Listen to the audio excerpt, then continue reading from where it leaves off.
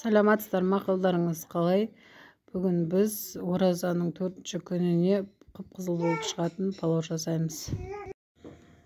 Қызып тұрған қазанымызға етімізді, жуамызды салып, жақсылап қуырып алғаннан кейін үстіне сәбізімізді, тұзымызды салып, қып-қызыл қуырып аламыз.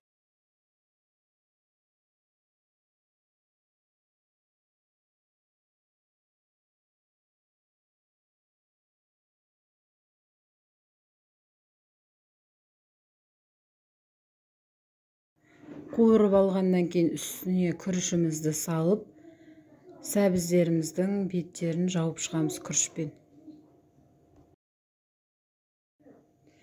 Үстіне су құямыз. Күрішімізден кішкене ғана су асып тұру керек. Сол кезде күрішіміз шашырап, жақсы пісіп шығады.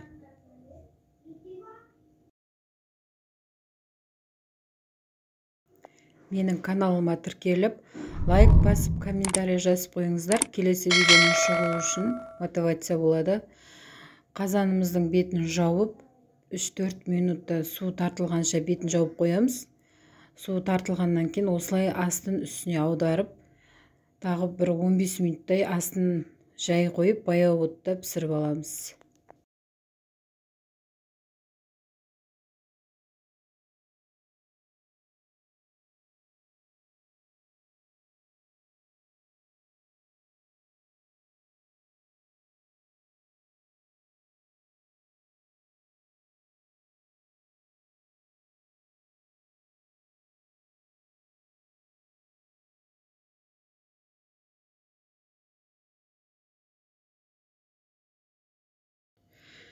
Менің палауым осылай қып-қызыл болып шықты.